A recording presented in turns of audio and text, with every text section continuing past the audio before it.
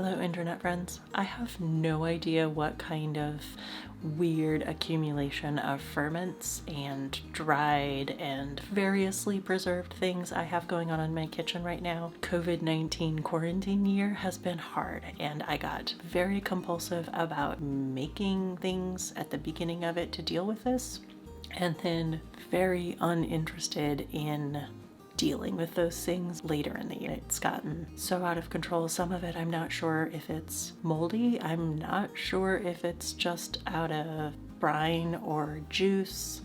I don't know because I haven't looked at it in a while. So I need to go look. So we're gonna go to the kitchen and see what we can clean out. Consolidate. It's gonna be better. It's gonna be so much better in there. But remember to maybe not judge me too harshly about the state of what's happening in there because quarantine year was hard for all of us. Remember that. Be nice.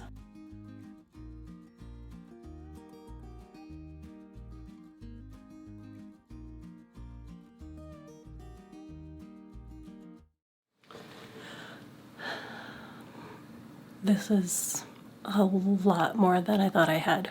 I mean, I knew I had a lot and I knew I had forgotten about some things, but it's a lot more than I thought it was gonna be.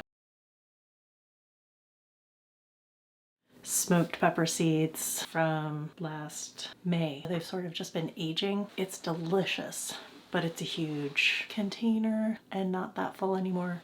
This is some tea I'm fermenting. I did it the way that Desmond Tan said to do it in his Burma Superstar book at first, but then I got curious what would happen if I did it this way, and it's not looking very good. I need to dump this one.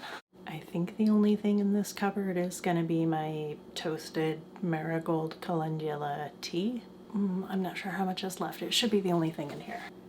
It smells amazing. If you toast your marigold and calendula and then make some tea with it, the flavor is really close to a Darjeeling black tea. So if you want that flavor, but you're trying to be better about your caffeine, it's late at night, or you're just trying to be better in general, this is a great substitute. Those are wet fermented turnips in a slightly garlicky brine. We did this once before and then put the turnips that were like kind of pink and looked like ham in a sweet, salty, smoky, dry brine in the fridge. And then you've got essentially crunchy ham that we put on our banh mi sandwiches. But you can also like slow fry in a skillet and you've got this wonderful bacon, and it's just a fun way to do it.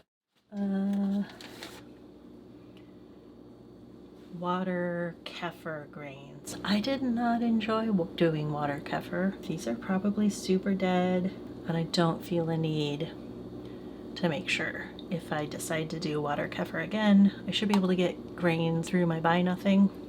These are not worth keeping around.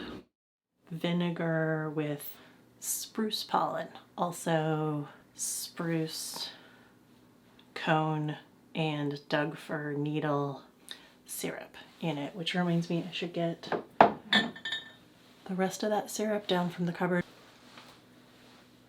It's vodka infused with a ton of what was fresh Doug fir needles, also from the Tillamook forest. It's been infusing since like October. It gets more and more delicious. The fermented tofu, or as some people like to call it, stinky tofu, but they're tasty. They go past the rotting fish stage and become lovely, tasty. I made 6 or 7 jars, different spices going in with them. The favorites for me were plain, the one with a lot of cracked black pepper on it, and the one with a ton of Doug fir. And not, I know you think like, of course, because she's all about the forest flavors, but that's not the only reason. It actually was really complementary to the flavors. Yeah, I forgot about this experiment.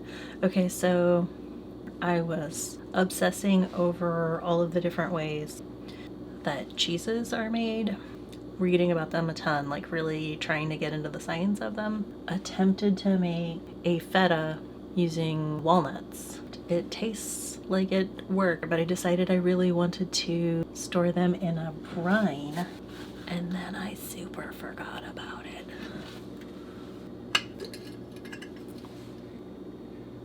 Smells mushroomy. Looks fine. I want to taste it, but I should have a clean spoon for that. So I will try that in a bit. That smells weird. I'm not trying that. It's totally possible. It's delicious, but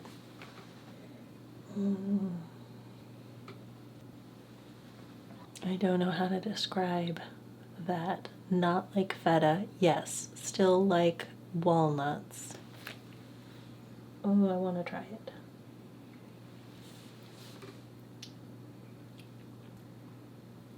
I mean, I think because the brine is so strong, it didn't continue to age as a cheese culture at all. It only got a couple days culturing before it went in. Nothing spectacular. You could arrive at this without waiting months and months. Despite the fact that I just tasted some, I'm gonna just throw this out. This seems like one, I knew it was a risk. Tasting it just now was a risk. I don't think I'm gonna get sick. There is a definite possibility. Next, I think, is my cultured cheeses, camembert and blue cheese. Live vegan cultures to make vegan cashew camembert. This is the camembert. This one I also used a bit of black charcoal, mostly just for the aesthetics, but you can see it also just barely started to produce a rind. Very exciting.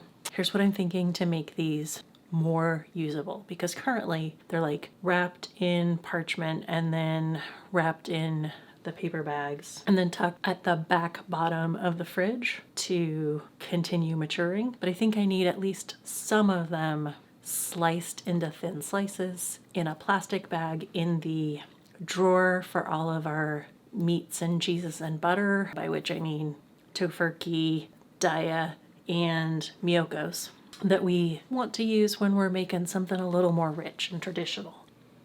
Look at how nicely this slices. Just clean. Perfect. It would not be a melty cheese, but it would be amazing on crackers. Still blue cheese, amazing.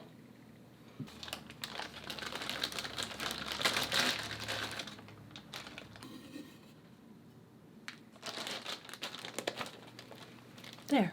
Now we can add those bits of cheeses to, you know, we want some cheesy flavored mashed potatoes or hunks of cheese laid on top of some kind of soup, or some kind of casserole dish with that worked in would be amazing. Whatever you normally do, they're ready.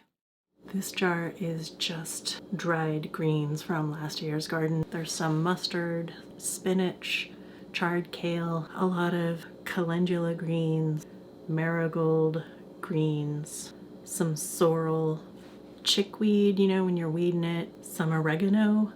Oh, tomato leaves. There's a ton of dried tomato leaves in here too, which you may have heard are like super noxious. It's not true. It's one of those myths we've been told, just like people used to think tomatoes themselves were poisonous. You can eat the tomato leaves. So there's some in here, and that provides a really nice flavor, especially if you add it to your tomato sauce and get a little depth in there.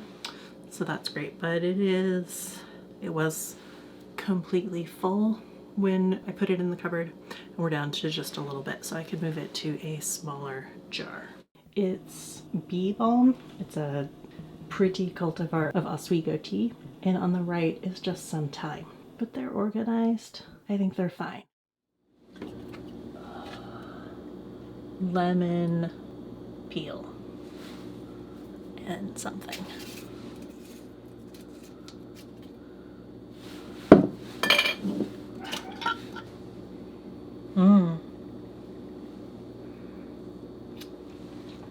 Oh, so lemony. Yeah, just lemon peel in a bit of cider. That's wonderfully infused. We should use the heck out of that. This enormous jar is smoked peppers, mocha powders, and orange zest with ginger. super good and incredibly spectacularly umami. I have more in the fridge. Maybe I can consolidate the two. This is probably ready to not be on the counter anymore though. It smells lovely. Oh my God. That got a lot better. So you do get the chocolate and the peppers. It's tart layer across, like it rolls across the tongue as you swallow, but then it's just this warm peppery chocolate finish at the back, but like with a really interesting funk. And it's actually toned the ginger and orange down great. It's gonna be you know, flavoring in seitans and a base layer in like a lentil soup where you're going for like a beefy sort of situation. Cool. That apple butter that I made with Madeline, it's the last jar of it, and I noticed yesterday, which is the only reason it's still out on the table and didn't get put away overnight, it's real moldy.